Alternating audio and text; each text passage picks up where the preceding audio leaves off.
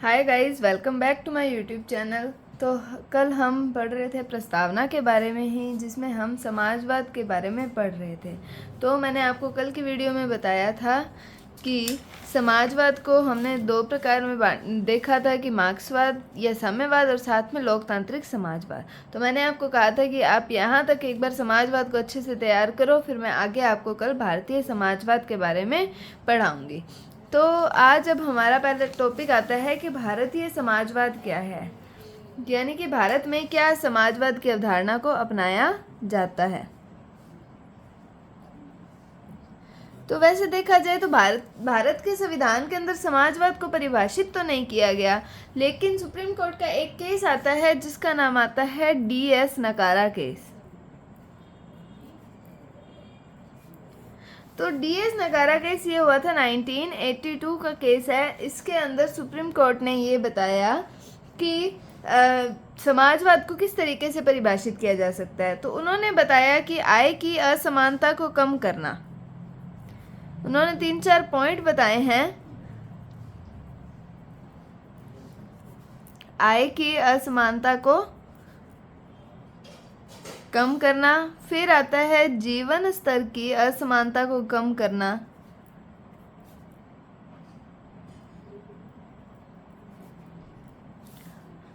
फिर आता है मजदूर और वंचित वर्गों का कल्याण करना,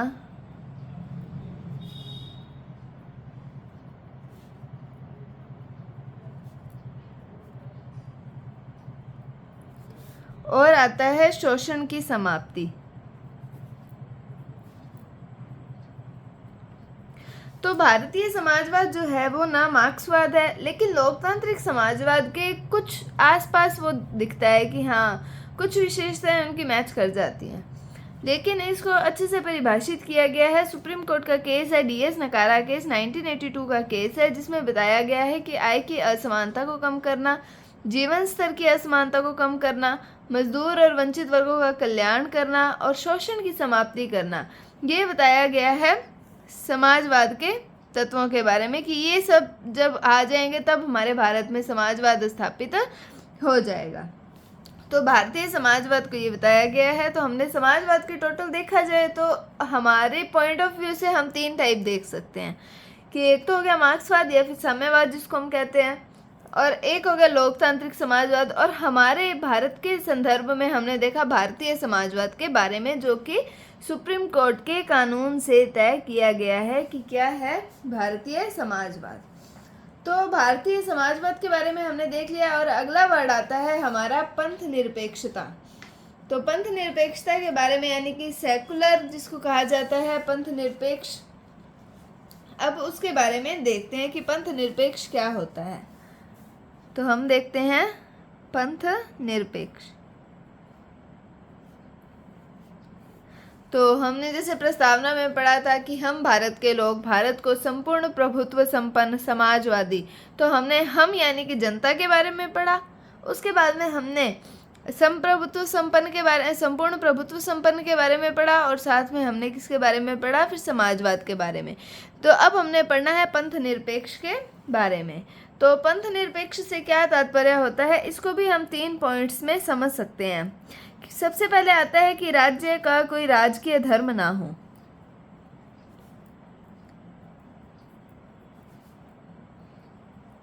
राज्य का कोई राजकीय धर्म नहीं होना चाहिए। फिर राज्य अपने नागरिकों के बीच धर्म के आधार पर भेदभाव ना करे। तो धर्म के आधार पर भेदभाव ना हो।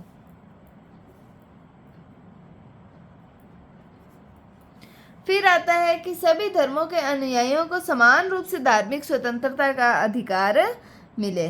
तो समान रूप से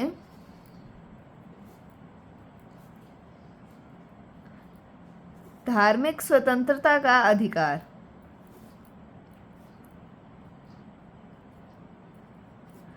तो कोई देश या कोई राज्य जिसका कोई राजकीय धर्म नहीं है, जो धर्म के आधार पर भेदभाव नहीं करता और समान रूप से सभी नागरिकों को धार्मिक स्वतंत्रता का अधिकार दिया जाता है, तो वो देश जो है, वो राज्य जो है, वो सेकुलर कहलाता है।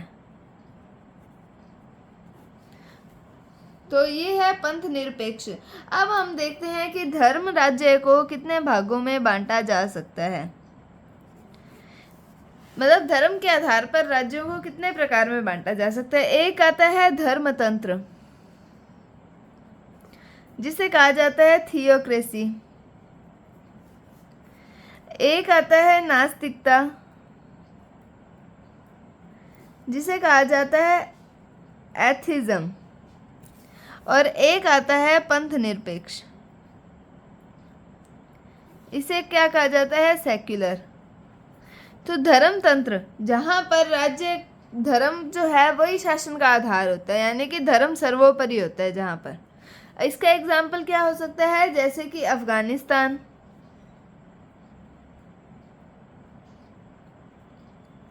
और साथ ही साथ एक और एग्जाम्पल हम चलो वैसे इसके अंदर अफगानिस्तान ही हम देख सकते हैं। जैसे पाकिस्तान के अंदर भी देखें तो वो सिर्फ मुसलमानों को ही या इस्लाम को ही हम कह सकते हैं कि धर्म के रूप में मानता है। बाकी आप एक एग्जाम्पल याद रखो, इसके अंदर पाकिस्तान भी आ सकता है।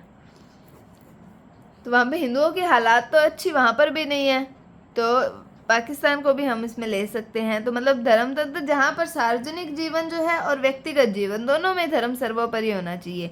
अब हम कहाँ कहाँ की बात कर रहे हैं, एक तो सार्वजनिक जीवन है और साथ में व्यक्तिगत जीवन, ठीक है। वहाँ पर जब धर्म सर्वोपरि आ जाएगा तो वो हो जाएगा धर्मतंत्र यानी कि थियोक्रेसी। उसके बाद में आते हैं हम नास्तिकता के ऊपर, जहाँ पर जो देश धर्म के विरोधी होते हैं, जो देश धर्म विरोधी हैं, जैसे अब देखें हम रूस के बारे में देखें, मार्क्सवाद, जहाँ पर हम देखते हैं मार्क्सवादी देश है, यहाँ पर धर्म की सार्वजनिक जीवन में और व्यक्तिगत जीवन में धर्म की मनाही है। उसके बाद में आते हैं हम पंथ निरपेक्ष यानी कि सेकुलर के ऊपर। तो इसके अंदर सार्वजनिक जीवन में तो धर्म की मनाही होती है, लेकिन व्यक्तिगत जीवन में अपने मतलब धर्म के अकॉर्डिंग वो जीवन जी सकता है, अपनी धार्मिक स्वतंत्रता को वो एंजॉय कर सकता है। यानी कि इसके अंदर हम देखें सार्वजनिक जीवन में तो धर्म की मनाही होगी, लेकिन निजी जीवन जो है उसका, व्यक्ति को निजी जीवन में धर्म की आज़ादी दी जाती है। तो हमारा देश जो है, भारत जो है, वो एक पंथ निरपेक्ष देश है।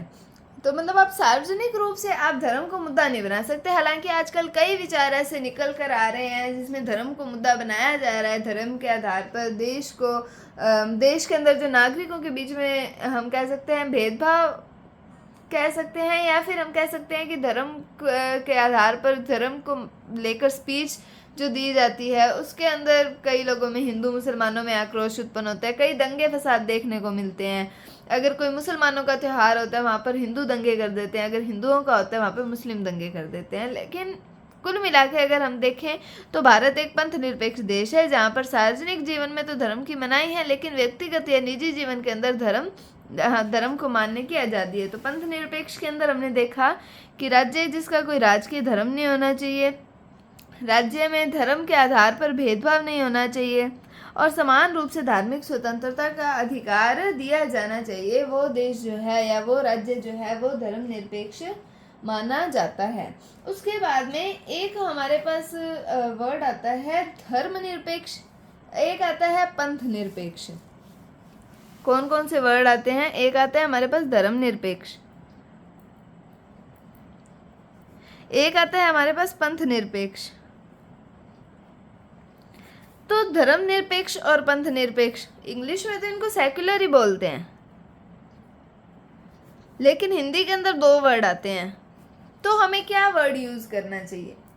हमें वैसे तो पंथ निरपेक्ष वर्ड यूज़ करना चाहिए। इसके ऊपर भी हम देखते हैं कि कैसे, मतलब ऐसे सेकुलर का मीनिंग क्या निकल कर आता है, हम ये देखते हैं। मतलब हम धर्म को मतलब पंथ भी नहीं लेते और हम धर्म भी नहीं लिखते, हम इसको एक तरह से रिलीजन लिखते हैं। रिलीजन यानी कि धर्म या पंथ, जो भी आप मानना चाहो। मैं एक बार अब रिलीजन ही बोलूँगी। तो धर्मनिरपेक्ष जो है इसका मतलब हुआ कि धर्म से राज्य की तटस्थता, यानी कि धर्म के प्रति तटस्थता, यानी कि धर्म से दूर रखना, ठीक है। सेकुलर के अंदर रिलीजन से तटस्थता, बात करते हैं तो धर्म वर्ड आता है, ये संस्कृत के एक ध्री धातु से निकला है जिसका मतलब होता है धारण करना।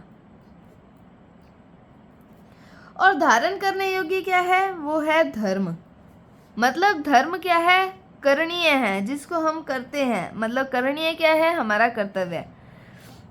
ठीक है, अगर हम ऐसे घर पे देखें अपने कि हमारे पिता हैं तो हमारा उनके प्रति क्या होता है, हमारा पुत्र धर्म या पुत्री धर्म का हम निर्वाह करते हैं। हमारे जो पिता हैं वो हमारी तरफ, हमारी और उनका क्या कर्तव्य है कि वो अपने पितृ धर्म का निर्वाह करते हैं। हमारी माता है वो हमारे लिए खाना बनाती हैं, हमारे कपड़े धोती हैं, मतलब कितने काम करती हैं, तो वो अपने मातृ धर्म का निर्वाह करती हैं। तो धर्म को हम कर्तव्य से लेते हैं, कर्तव्य से इसका मतलब लेते हैं। अब हम आते हैं रिलीजन से तटस्थता। तो रिलीजन जो है ये एक लैटिन भाषा का शब्द है, रेलिगियर। तो लैटिन भाषा के शब्द रेलिगियर से निकला है। इसका मतलब आता है जोड़ना, इसको कहा जाता है जोड़ना। तो जोड़ना किसको है, जोड़ना है मनुष्य को ईश्वर से, यानी कि इहलोक को परलोक से जोड़ना है।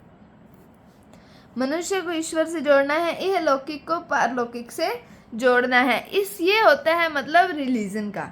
और जोड़ने का काम कौन करता है, हमारी पवित्र पुस्तकें करती हैं। तो जो हमारी पवित्र पुस्तकें हैं, जैसे हम कहते हैं रामायण महाभारत की पुस्तक होगी, श्रीमद् भागवत, कुरान हो गया, बाइबल हो गया, वेद होगी, ये हमारे पवित्र ग्रंथ हैं जो हमारी मतलब मनुष्य को ईश्वर से जोड़ने का रास्ता दिखाते हैं। और क्या होते हैं, जो प्रतीक चिन्ह होते हैं, जैसे हिंदू जो हैं वो तिलक लगाते हैं, ये एक उनका प्रतीक चिन्ह हो गया। कुछ लोग ताबीज़ पहनते हैं, तो ये इनके प्रतीक चिन्ह हो गए।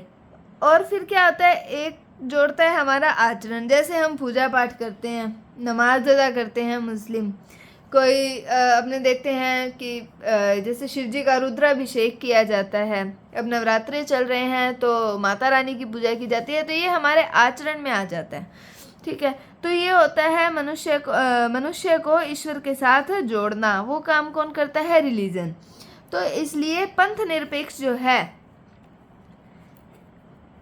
इसमें रिलीजन को लिया जाता है, यानी कि रिलीजन का मतलब यहाँ पर पंथ से लिया जाता है, ना कि धर्म से लिया जाता है। मतलब पंथ निरपेक्ष अगर हम बोलेंगे तो उसके अंदर ये वाला धर्म आएगा, ना कि ये वाला, यानी कि पंथ आएगा, धर्म नहीं आएगा। धर्म है हमारा कर्तव्य और पंथ है जो कि जिसको हम रिलीजन कहते हैं। तो सेकुलर का मतलब एक बार हम क्या लेंगे, जब भी हम कोशिश करेंगे कि बोलने में हम पंथ निरपेक्ष ही यूज़ करें, लेकिन हम देखें कि पेपर के अंदर किस तरीके से क्वेश्चन आता है। तो पेपर के अंदर वहाँ पर धर्म निरपेक्ष भी लिखा होगा, लेकिन आप वहाँ पर अगर आप इंग्लिश चेक करोगे तो वहाँ पर आपको सेकुलर ही लिखा हुआ मिलेगा। तो ये हमने देखा कि धर्म निरपेक्ष पंथ निरपेक्ष का मुद्दा क्या है, कि क्या धर्म निरपेक्ष वर्ड सही है या पंथ निरपेक्ष सही है। तो हमें रिलीजन के संदर्भ में हमें वहाँ पर पंथ निरपेक्ष को ही लेना है। तो हमारा यहाँ पर पंथ निरपेक्ष वाला टॉपिक कंप्लीट होता है। तो आज हमने देखा समाजवाद के बारे में, कि हमने DS नकारा केस का संदर्भ लिया कि भारतीय समाजवाद क्या है। तो उसमें बताया आय की असमानता को कम करना, जीवन स्तर की असमानता को कम करना, मजदूर और वंचित वर्गों का कल्याण करना और शोषण की समाप्ति, इनसे रिलेटेड जो है ये समाजवाद, भारतीय समाजवाद को देखा गया। फिर हमने देखा पंथ निरपेक्ष। हमने पंथ निरपेक्ष की डेफिनेशन देखी, कोई देश पंथ निरपेक्ष है तो क्यों है, नहीं है तो क्यों नहीं है। मतलब उसमें हमने 3 तरीके से देखा, धर्म राज्य को, धर्म के साथ यानी कि राज्य को जोड़ के, कि धर्मतंत्र यानी कि थियोक्रेसी, नास्तिकता एथिज्म, और पंथ निरपेक्षता यानी कि सेकुलर के बारे में। और हमने धर्मनिरपेक्ष, पंथ निरपेक्ष, सेकुलर, इन सब के बारे में भी हमने अच्छे से जानकारी लेने की कोशिश की। तो मुझे उम्मीद है आपको आज की क्लास में जो भी मैंने पढ़ाया है वो आपको समझ आया होगा। अगर आपको वीडियो अच्छी लगी है तो इसे लाइक कीजिए, शेयर कीजिए, चैनल पर नए हैं तो इसे सब्सक्राइब ज़रूर कीजिए। Thanks for watching, bye bye.